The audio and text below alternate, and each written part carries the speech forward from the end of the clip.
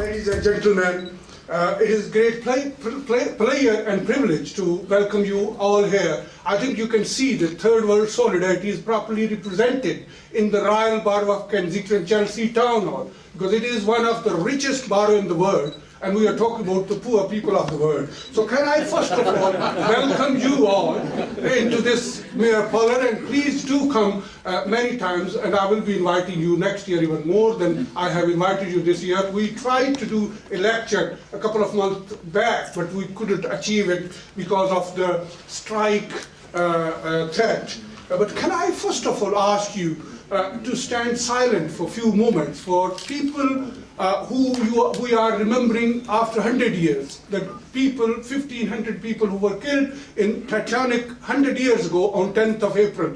So can we remember those who are died or killed in last 1 year in Afghanistan, in Iraq, Kashmir, or anywhere in the world, but especially for those 135 soldiers of Pakistan who have been just killed 3 days ago in an avalanche. And we are hoping that soon Pakistan and India will withdraw their forces from that very height which kills because of its weather condition. Can we just stand for a few moments to remember those who are dead and not with us, and special also for Tony Cuthbert, who is not with us. He was a member of our executive committee and he died in December, so he's not here with us. So we remember all those who died in last year and years before. Thank you very much. I think Third World Solidarity on 10th of April, His Excellency and Madam Zarina Mayor is obviously coming to receive you and bring you over here. Can I tell you that Third World Solidarity was started exactly on 10th of April 1986, on this day by very few, 7 activists in London. And today Third World Solidarity has grown. It has got an all-party parliamentary group in United Kingdom, which will be raising next week an issue of Ethiopian corruption in the Parliament. Our chairman will be asking Right Honourable William Hague a question on corruption of Ethiopia. Third World Solidarity has an executive committee which is chaired by my other colleague and founder member Sandra Setterly, who is on the bus and will arrive here very soon. And then we have a youth wing which is very active as well. And you can see that Third World Solidarity has grown from strength to strength in the last 26 years. We have got branches all over the world, from India to Sweden. And I've got Third World Solidarity people coming to London on 24th of April to meet us. And almost second person in this room is either member of Third World Solidarity or supporter of Third World Solidarity or executive committee member, and many executive committee members are here. And I'm very pleased to see Terry Bamford, who is hanging his, I'm calling him because he's the only one person with injured hand, so you can see he's an executive committee member, and then Huma Price and many others. So I think the Third World Solidarity has done expanded beyond my expectation. We are not funded by anybody. We are supported by people like Madam Mayor Julie Mill, Councillor Julie Mill, who gave us the spacious places like you are standing in today, including the drinks. And obviously food has been made, homemade, and it is vegetarian, so you don't have to worry about any disease or anything. It was made very freshly.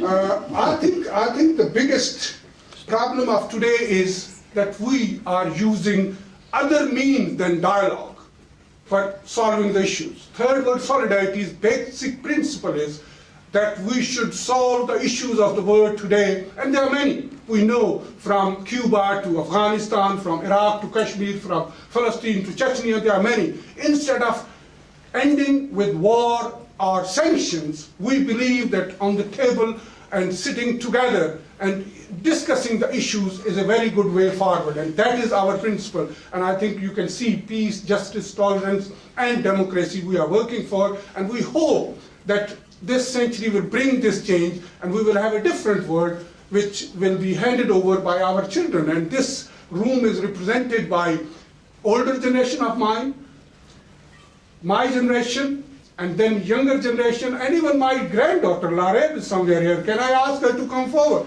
That people can see that it is represented by many young people around you. You are all young, but many of you are even younger. Come in, stand with the Madam Mayor, and I think with the Chief Guest, you are the guest of honor. You are the youngest one. So,